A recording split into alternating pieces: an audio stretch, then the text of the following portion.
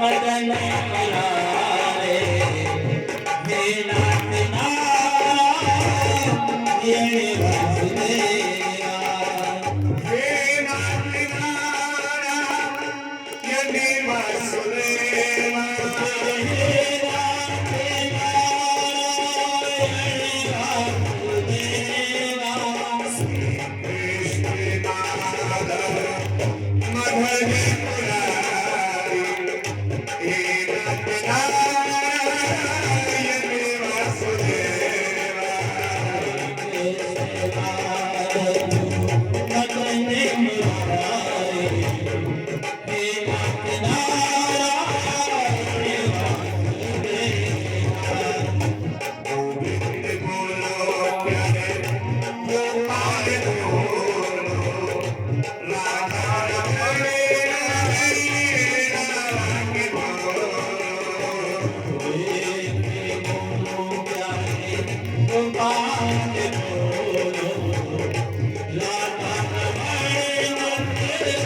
राम बोलो हरे राम हरे हरे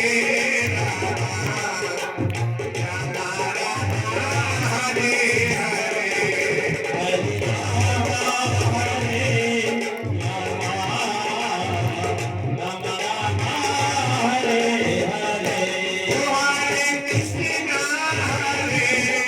कृष्ण कृष्ण कृष्ण हरे हरे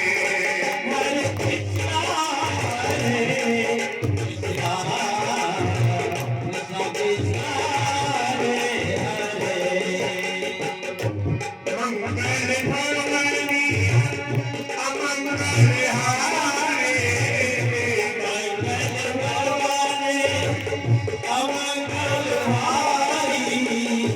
प्रभु सुदर्शी अजय बिहारी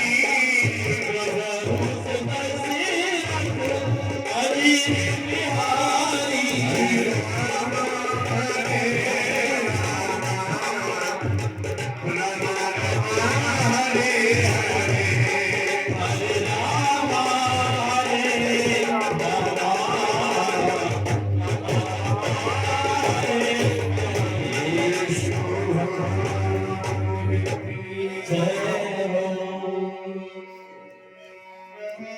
कथा प्रारंभ होते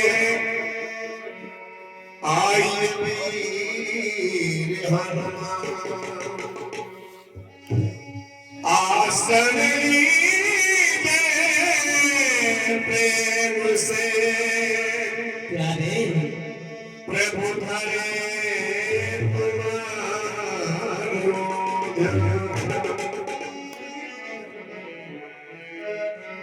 सुखदेव जी महाराज कहते कि हे परीक्षित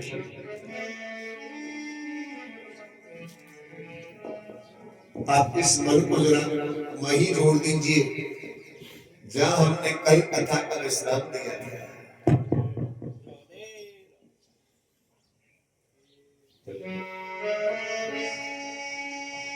सुखदेव जी महाराज कहते कि हे राजन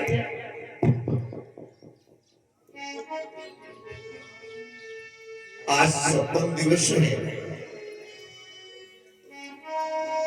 और तुम्हें समक ऋषि के पुत्र श्रृंगी ऋषि ने श्राप दिया था कि आज से साधन हुए काल से तुम्हारी मृत्यु होगी। लेकिन हे राजन मरने से मत घबरा, जिसका जन्म हुआ है उसका मरण भी होगा। लेकिन हे राजन तुमने तुम्हारे मरण को सुधार लिया और जिसका मरण सुधर जाता है उसका जन्म भी सुधर जाता है। प्रेम से बोलिए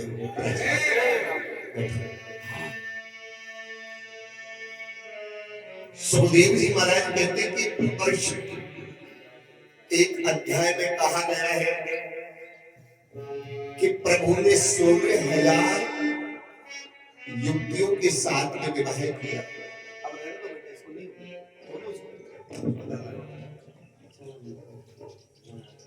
16,000 युवतियों के साथ में भगवान ने विवाह किया।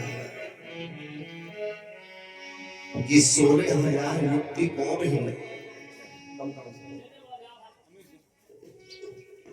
ये कोई साधारण युवती नहीं है होगी, जो भौमासुर में 16,000 कन्याओं को बंदी बना रखा था। और ये कन्या क्या है? हमारी वेदों की ऋचाएं हैं, वेदों की शाखाएं हैं। प्रेम से बोलिए हे राजन। ऋचाएं वेदों में 3 कांड पर 1,00,000 मंत्र होते हैं। वेदों में वेदों के 3 कांड हैं। कितने कांड हैं? 3 कांड है परिषद और 1,00,000 मंत्र है। हे राजन, पहला है कर्म कांड। श्री राधे। इसके 80,000 मंत्र हैं जो ब्रह्मचारियों के लिए है। प्रेम से बोलिएगा कितने मंत्र हैं? जोर से बोलो बेटा। 80,000 मंत्र हैं। और वो मंत्र वेदों के लिए, महाराज ब्रह्मचारियों के लिए है। दूसरा है उपासना कांड। उपासना कांड में इसके 16,000 मंत्र हैं जो गृहस्थ के लिए करना चाहिए। प्रेम से बोलिए हे राजन। तीसरा है ज्ञान कांड। और ज्ञान कांड में 4,000 मंत्र हैं जो वानप्रस्थ के लिए करना चाहिए। वेद की ऋचाएं कन्या बनकर के प्रभु के साथ में यह महाराज किया।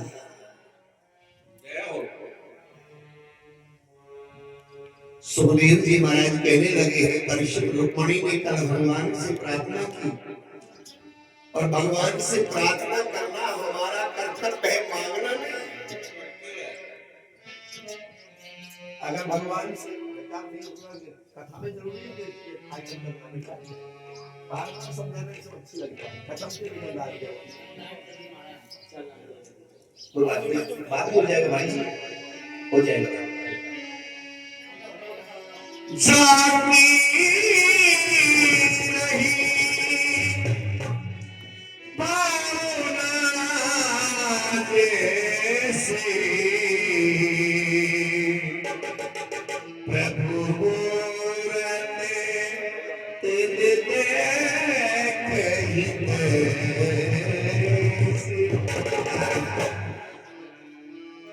हे राजन, जिस भाव से मुझे भक्त बसता है मैं उसी भाव से उसे वहां मिल जाता हूं। अगर मुझे शत्रु भाव से बजेगा तो हे परीक्षित, सब कालों के विकार भगवान नारायण वहां प्रकट हो जाते हैं। प्रेम से बोले उधर रुक्मिणी के एक बेटा हो गया, उसका नाम है प्रद्युम्न।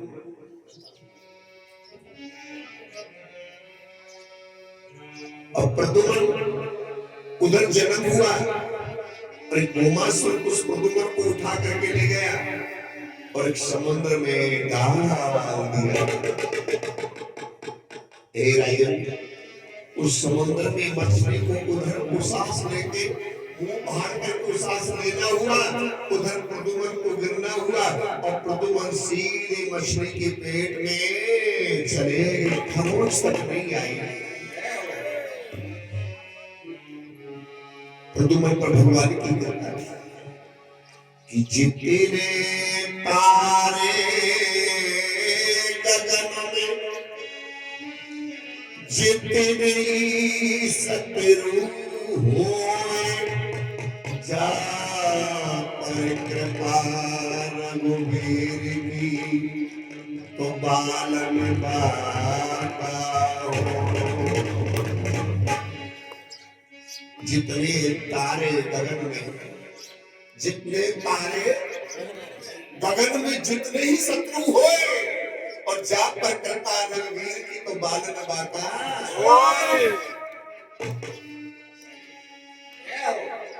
तो तू मन को एक खरोच तक नहीं है इसीलिए मछली के पेट में चले गए परीक्षित उधर उसी दिन वो मछली एक मछारी के जाल में फंस गई थी और वो मछली की नीति समझ राक्षस के गर्भ कर दिया और उस मछली का पेट सिया तो उसमें जीवित बालक मिला प्रेम से बोली बहुत सब कहने लगे कि इस बालक का हम क्या करेंगे ये तो मनुष्य बालक है एक काम करते हैं इस बच्चों को हमारे जो बच्चों को पढ़ाती है उसका नाम है विद्यावती इस बच्चे को हम अपनी विद्यावती को दे देंगे और विद्यावती इसका पालन पोषण कर लेगी प्रेम से बोलेगा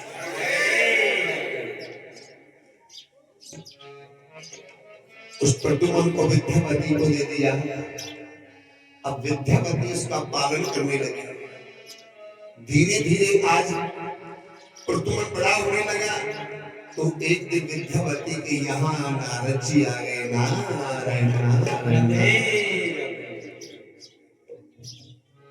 और नारद जी ने कहा कि बेटी विद्यावती जो तुम्हारी गोद में बालक खेल रहा है ये मालूम है कौन है विद्यावती ने कहा हमें मालूम नहीं हमें तो दिया है पालन करने के लिए नारद जी ने कहा कि मैं बताता हूं ये तुम्हारा पति है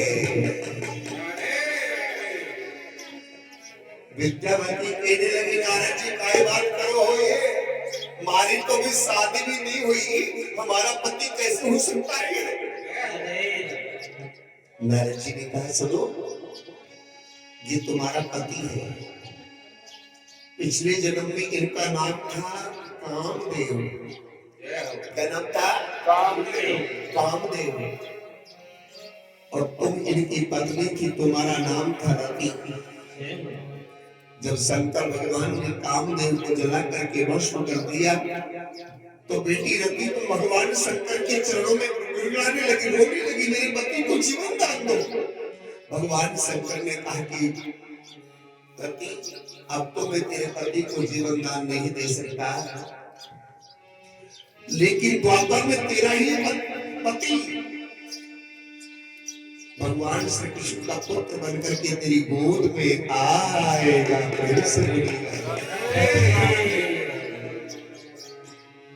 इतनी कहकर के नारद जी अंतर्याम हो गए परीक्षित अब तो प्रति आज बालक का और पालन करने लगी अब धीरे धीरे प्रद्युम्न बड़ा होने लगा तो आज विद्यावती उसको काफी भाव से देखने लगी प्रद्युम्न कहने लगे अरे अरे देवी तुमने तो मेरा पालन किया है तो मुझे इस कामी भाव से क्यों देख रही हो और विद्यावती ने तो पूरी कथा सुनाई और प्रद्युम्न वहां से चले और मासूम को वंद करके और द्वार पर अपनी भगवान कन्हैया के चरणों में आकर के प्रणाम किया और माता रुक्मिणी के चरणों में जाकर के प्रणाम किया जब माता रुक्मिणी ने प्रद्युम्न को देखा तो रुक्मिणी को अपने पुत्र की याद आने लगी रुक्मिणी जी रोने लगी भगवान कन्हैया कहने लगे हे रुक्मिणी जी क्यों रो रही हो रोने का कारण क्या है बताओ ना रुक्मिणी कहने लगी स्वामी अगर वो राक्षस मेरे बेटे को समुद्र में नहीं डालता तो मेरा बेटा भी ऐसा ही था इतना ही बड़ा हो जाता भगवान कन्हैया कहने लगे हे रुक्मिणी ये तुम्हारा ही तो पुत्र है यही तो प्रद्युम्न है और वही प्रद्युम्न ने आज मेरी माता जी के चरणों में नमन किया हरि गोविंद मेरो है गोपाल मेरो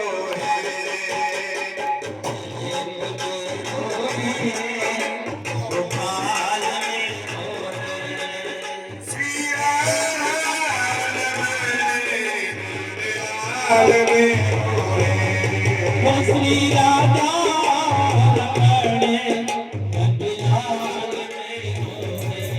हरि गोविंद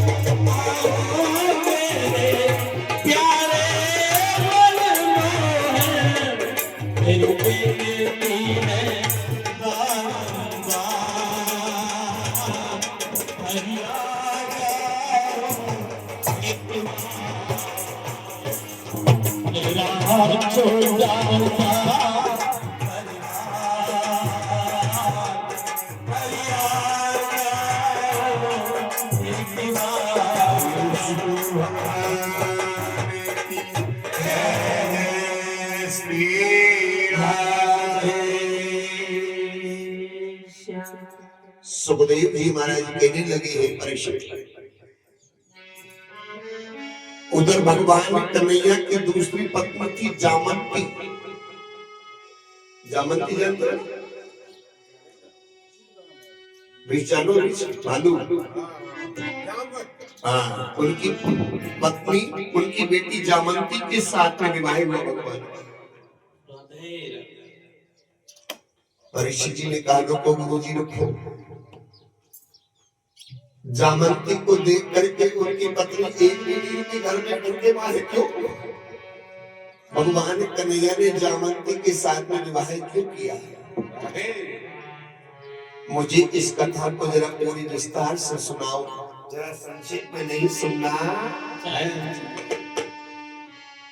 सुखदेव जी महाराज कहने लगे हैं परीक्षित ध्यान से सुनना। द्वारकापुरी में सत्राजीत नाम का एक ब्राह्मण रहता था और सत्राजीत सूर्य नारायण का अति प्रिय भक्त था। तो सत्राजीत को एक मणि प्राप्त हुई। हुई मणि दिन भर में सवा बहार सोना उगलती थी। प्रेम से बोली भगवान कन्हैया।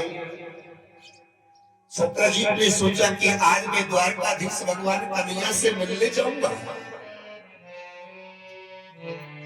और सत्राजीत उस मणि को गले में पहन करके और भगवान कन्हैया के से मिलने के लिए आए।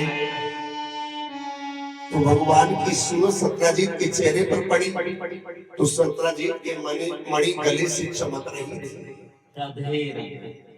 अब फिर जानो मोम जी, जब ससुराल जाते हैं तो मोटी चैन पहन के जाए तो 4 बटन और खोल देंगे, प्रेम पे बोलिएगा राधे राधे। बोलते हैं। अब तो महाराज भगवान कन्हैया की नजर जैसे ही सत्राजीत के चेहरे पर पड़ी, आओ सत्राजीत भैया आओ, तो सत्राजीत के गले से वो मणि चमक रही थी। राधे। भगवान कन्हैया ने कहा, अरे भैया सत्राजीत, एक बात बताओ, तुम्हारे घर में सदक्ष कितने कितने प्राणी हैं, पहले ही बताओ। सत्राजीत ने कहा, गोविंद, एक मैं हूं,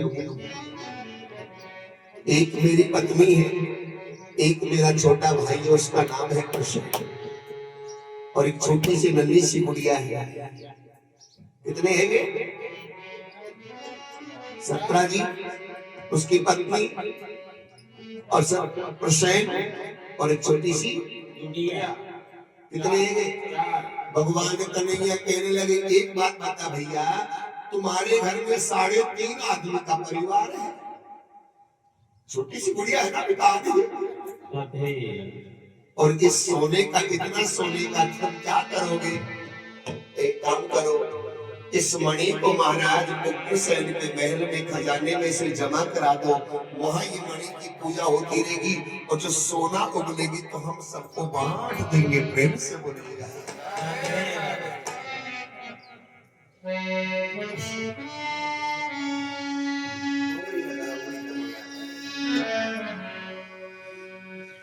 अब तो महाराज सत्राजीत ने कहा, भैया कन्हैया, एक गोपाल, मैं ये मणि नहीं दूंगा। अरे ये मणि मैंने अपनी भक्ति से प्राप्त की है। भगवान कन्हैया ने कहा, जैसी आपकी इच्छा, आपकी वस्तु हो, दो या मत दो। सत्राजीत उस मणि को पहन करके वापस अपने घर आ गया। एक दिन सत्राजीत ने वो मणि एक खूंटी के टांग दिया। जय हो। और सत्राजीत अपने महलों में सोए हुए थे। सत्राजीत के छोटे भाई ने सोचा कि आज मैं इस मणि को पहन करके वन में शिकार खेलने जाऊंगा।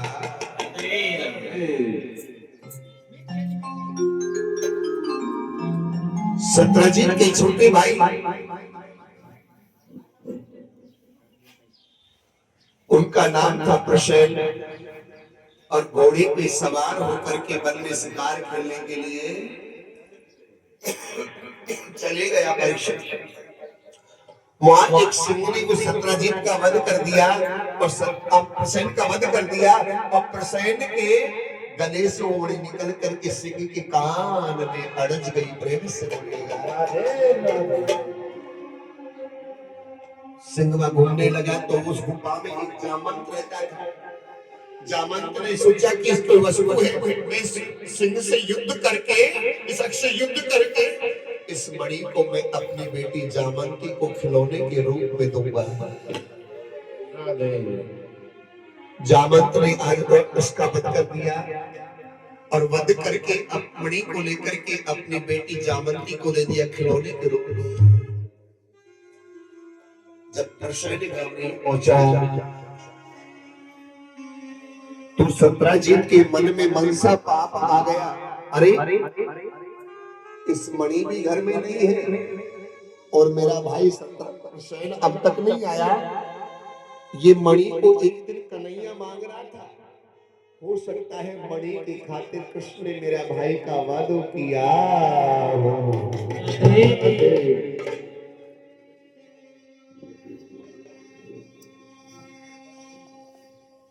हो सकता है। यदि मनसा पाप आ गया, अब फिर जानो मोदी साहब मोटी चैन पहन के जाए ससुराल में, और सारा जी के लिया जी मोदी दे तो मैं ससुराल हो जाऊंगा। फौजी साहब ने मना कर दी, मैं नहीं दूंगा। और घर से कुछ दिन बाद वो चीज गायब हो जाती है तो बाद में उसका मन सा पाप हो जाएगा, अरे वो मांग रहा था वो नहीं ले गया, प्रेम से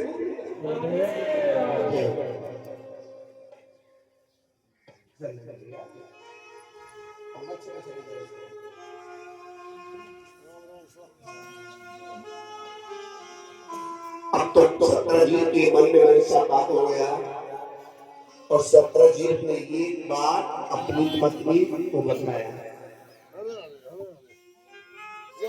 देवी, मेरा भाई छोटा सा अब तक नहीं आया, कन्हैया बड़ी मांग रहा था लेकिन मैंने नहीं दिया। हो सकता है कृष्ण ने तो नहीं वध किया। अब तक पूरे नगर में बात, अगर किसी को प्रचार करवाना है ना साहब तो माइक की जरूरत नहीं पड़ेगी, अपने अपने बीदनियों को बता देना, पूरे गांव में प्रचार हो जाएगा। प्रेम से बोलिएगा, पूरे गांव में प्रचार हो जाएगा। प्रेम से बोलिएगा। अब तो ये बात धीरे धीरे रुक्मणी के कानों में गई तो रुक्मणी जी उदास बैठी हुई थी। भगवान कन्हैया रुक्मणी के कक्ष में गए और भगवान कन्हैया कहने लगे, हे रुक्मणी जी, आज चेहरे पर उदासी का कारण क्या है? रुक्मणी ने कहा कि स्वामी, पूरी द्वारकापुरी में ये बात फैल रही है कि एक मणि के खातिर कृष्ण ने प्रसेन का वध किया है, आप इस मणि का पता लगाओ। भगवान कन्हैया मुस्कुराने लगे और भगवान कन्हैया कहने लगे, हे रुक्मणी जी, ये मृत्यु लोक है और मृत्यु लोक में जितने लोग, जितने जीव, जितनी बातें बनती है, लेकिन रुक्मणी ने हट कर लिया। रुक्मणी कहने लगी, हे नाथ, हे प्रभु, हे स्वामी, इस मणि का आपको पता लगाना पड़ेगा और अपने जो तुम्हारे मस्तक पर झूठा तिलक लगा हुआ है ये मिटाना होगा। भगवान कन्हैया ने रुक्मणी को बहुत समझाया, अरे रुक्मणी, ये संसार सागर है, कोई क्या कहता है, कोई क्या कहता है, कहने दो ना। लेकिन रुक्मणी जी ने कहा कि महाराज, इस मणि को आपको पता लगाना पड़ेगा। भगवान ने कन्हैया कहने लगे, हे रुक्मणी, अगर तुम नहीं मानती हो तो मैं मणि का जरूर पता लगाऊंगा। रुक्मणी जी आज कहने लगी, जाइए आप इस मणि का पता लगाओ। और भगवान कन्हैया जहां से प्रसेन चला था वहीं से घोड़े की खोज लगाई, खोज लगाते और खोज लगाते लगाते वन में गए तो देखा तो उस वन में प्रसेन की एक भुजा मिली हुई है और वहां से आगे कोई अक्ष नहीं। भगवान कन्हैया ने देखा कि कोई अक्ष ने इसका वध किया है और अक्ष के खोज लगाए तो खोज गुफा के बाहर समाप्त हो गया है। भगवान कन्हैया जान गए इस मणि का चोर इस गुफा में छुपा हुआ है और भगवान कन्हैया उसी गुफा में प्रवेश कर गए। उस गुफा में जामंत की पुत्री, वही जामंत था जिसको भगवान राम ने वरदान दिया था, जामंती, कि हे जामंत, मैं तुम्हें वरदान देता हूं, मेरे से अलावा तुम्हें कोई नहीं हरा सकता। जामंत के बचन सुहाए कहे रघुवीर है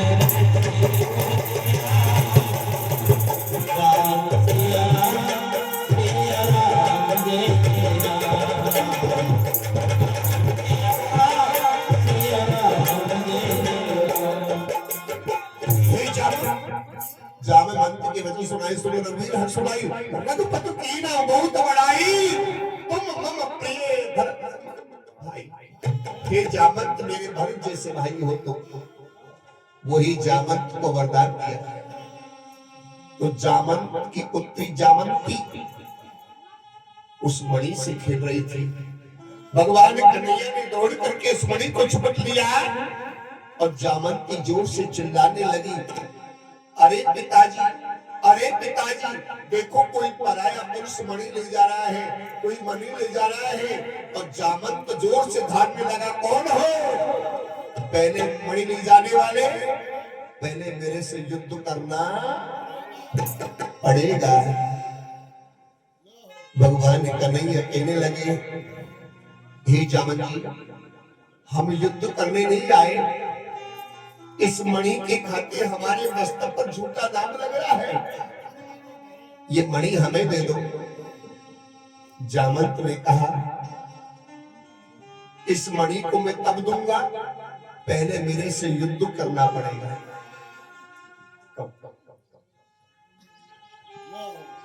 अगर मैं हार गया तो मैं मणि को दे दूंगा, मणि के साथ में मैं अपनी बेटी जामंती का भी तुम्हारे साथ विवाह कर दूंगा। और अगर मैं नहीं हारा तो मैं अपनी बेटी का विवाह भी नहीं करूंगा और मणि भी नहीं दूंगा। भगवान कन्हैया ने सोचा अब गड़बड़ होने वाली है। अब जामंती के तो सारे शरीर के बाल ही बाल हैं। भगवान ने कहा इसके संग ब्याह करूंगा, इसको घर लेके जाऊंगा तो मेरी एक भी रानी महल में ना रहेगी, सब तलाक दे दे के भाग जाएंगे डर के मारे। कौन रहेगा?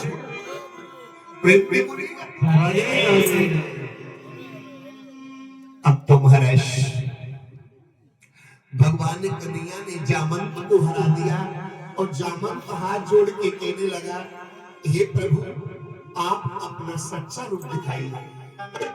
भगवान कन्हैया कहने लगे, हे जामंत जी, इस रूप की तुम्हें और प्रतीक्षा करनी पड़ेगी। प्रेम से बोलेगा। अब तो जामंत जी ने अपनी बेटी जामंती का विवाह कृष्ण के साथ में कर दिया और वो मणि उनको कन्यादान में दे दी। प्रेम से बोलिएगा।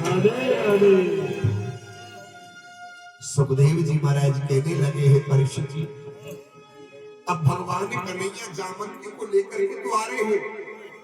भगवान कन्हैया ने कहा, हे जामंती, अब मैं तुम्हें बड़ा अपनी माया से तुम्हें वस्त्र पहनाता हूँ। बड़ा सुंदर वस्त्र पहना दिया, एक हाथ गंगा घूंघट लगवा दिया और जामंती से कहा था, जामंती से कहा था कि हे जामंती, तुम्हारे साथ में मैंने विवाह किया है और अब तुम मेरे महल में साथ चल रही है दुल्हन बन के। और जब घर में दुल्हन आती तो मुंह देखने के लिए सब लोग आएंगे, किसी को अपना चेहरा मत दिखा देना। अगर तुमने चेहरा दिखा दिया तो मुंह देखने वाले को कम से कम 3 दिन तक बुखार नहीं उतरेगा। प्रेम से बोलिए। जामंती से भगवान कन्हैया ने कहा, हे जामंती, जब तक किसी को चेहरा मत दिखाना, जब तक रुक्मणी जी ये नहीं कह दे होएगी सौतेली मोजे से।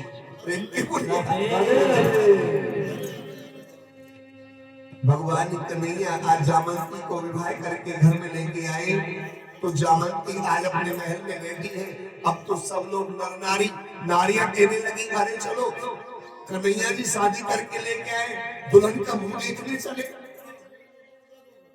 अब थे जानो मास्टर जी, जब घर में बीरने लेके आओगे ना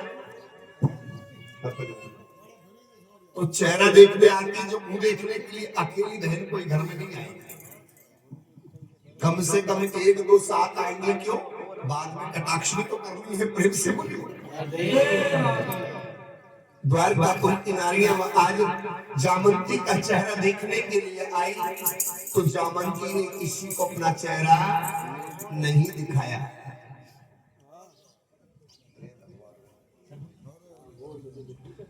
जामंती को अपना चेहरा नहीं दिखाया तो सब नारी कहने लगी, अरे बहना, मुझे लगता है कोई दाल में काला है। कोई कहने लगे अरे हे देवी हम तो तुम्हें दक्षिणा देंगे, लेकिन जामवंती ने अपना चेहरा नहीं दिखाया।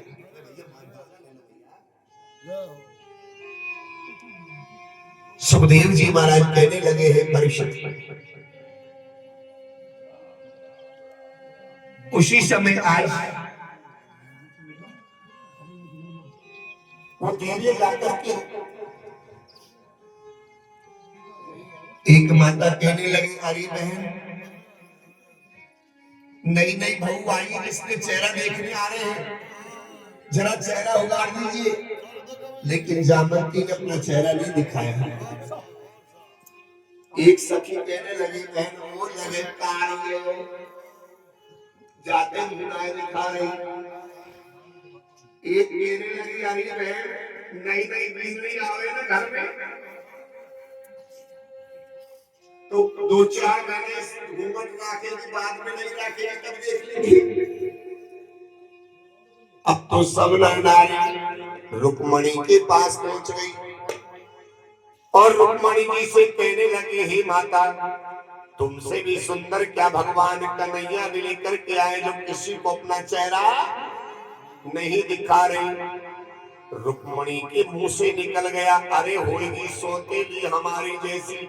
उसी समय रुक्मणी जी के कहने से जामवंती का रूप रुक्मणी जैसा ही हो गया। बोलो विष्णु भगवान।